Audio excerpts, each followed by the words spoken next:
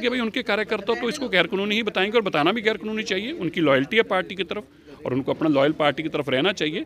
लेकिन ये कोर्ट ने कल तय किया कि अरविंद केजरीवाल करप्ट हैं, बेईमान हैं, उनको स्टे नहीं दी अरेस्ट को माफ़ करना, इसलिए ईडी ने उनको अरेस्ट कर लिया। बातें करें, पहले कहते थे जो करप्शन को मुर्दाबाद कहते थे, आजकल कहते हैं करप्शन करने वाला अरविंद केजरीवाल जिंदाबाद, अरविंद केजरीवाल जी करप्शन करो, हम तुम्हारे साथ हैं। अच्छी बात। विपक्ष की सभी पार्टियां नहीं, क्रिमिनल पार्टियां, ईडी और सीबीआई के केसों वाली पार्टियां, जेल और बेल वाली पार्टियां एकजुट हुई हैं। धन्यवाद। जो इसे गैर कानूनी बता रहे हैं उन्हें कल हाई कोर्ट का निर्णय देख लेना चाहिए, समझ लेना चाहिए।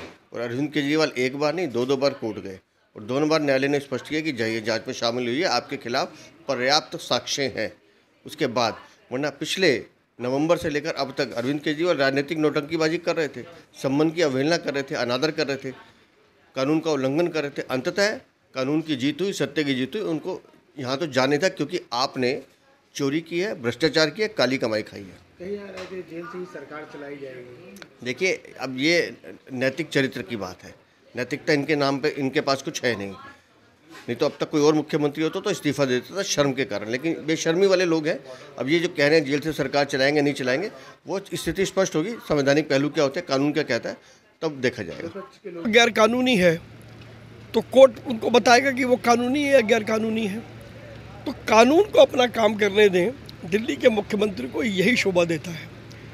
9 बार उन्होंने ईडी के समन को रिजेक्ट किया, 9 बार वो गए नहीं और अब वो आकर के नई नई बातें करते हैं। अरे आप निर्दोष हैं तो आप जाकर के ईडी को बताएं कि आप निर्दोष हैं। आपको जानने की जरूरत है, अरविंद केजरीवाल को पहला समन अक्टूबर 2023 में दिया गया था।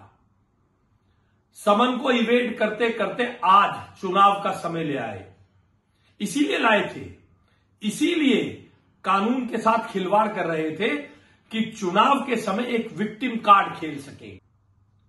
देश में मोदी की गारंटी चल रही है। भ्रष्टाचार के खिलाफ मोदी का कानून उन सब से जिन्होंने जनता का खाया है वापस लेगा। अक्टूबर से समन को इवेट करना और आज विक्टिम कार्ड खेलना, यह कहां तक जायज है? दिल्ली की जनता अब भ्रष्ट अरविंद केजरीवाल और उसकी सरकार के तौर तरीकों को जान चुकी है।